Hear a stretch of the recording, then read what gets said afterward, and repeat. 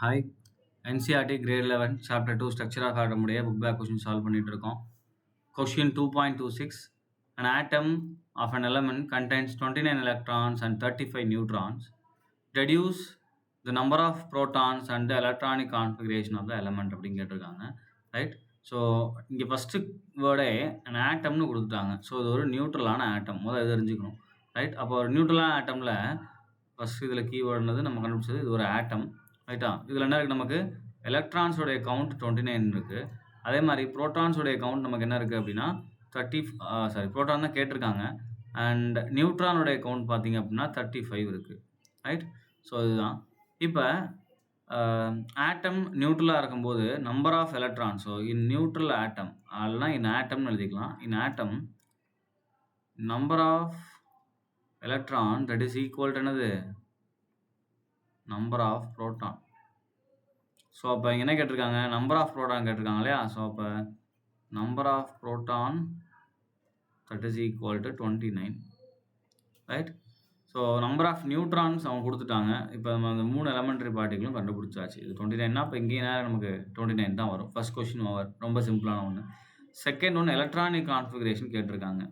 So அப்போ electronic configuration of the element கேட்டிருக்காங்க. ரைட்டா. ஸோ அப்போ நம்பர் ஆஃப் எலக்ட்ரான் நமக்கு என்னது 29 அப்படின்னு கொடுத்துட்டாங்க. அப்போ 29 நம்ம ஃபில் பண்ணுவோம் இல்லையா. ஏன்னா ஆட்டமில் இருக்கக்கூடிய எலக்ட்ரான் நம்பர்ஸ் இருக்குது. எலக்ட்ரானுடைய கவுண்ட் தான் என்னது நமக்கு அட்டாமிக் நம்பராக இருக்கும்.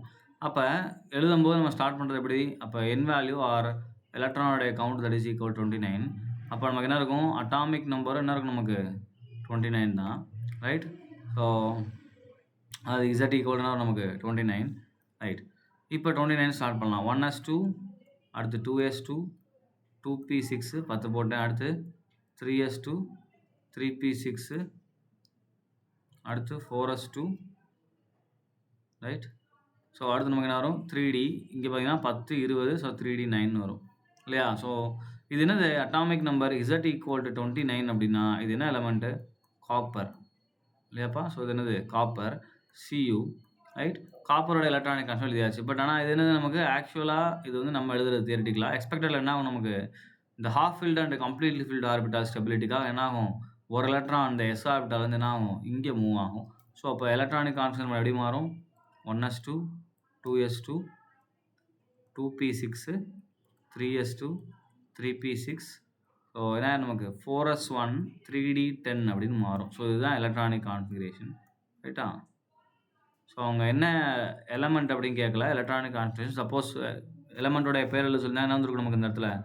ஸோ த எலமெண்ட் இல்லைனா அந்த ஆட்டம் இஸ் யாரோடது, காப்பரோடது. ஸோ இதுவும் ஒரு கொஸ்டினாக நம்ம ஆட் பண்ணிக்கலாம். ரைட்டா. அப்போ ரொம்ப ஈஸியான ஒரு கொஸ்டின் தான். அட்டாமிக் நம்பர் சப்போஸ் இது அயான்ஸாக இருந்துச்சுன்னா நம்ம என்ன பண்ண முடியாது, 29 ஈக்குவல் நம்ம இந்த இடத்துல ஈக்குவல் பண்ண முடியாதுப்பா. சரியா. சார்ஜஸாக இருந்துச்சுன்னா. ஸோ அடுத்தடுத்த எக்ஸாம்பிளாக நம்ம அதை பார்க்கலாம். ஓகேவா. தேங்க்யூ.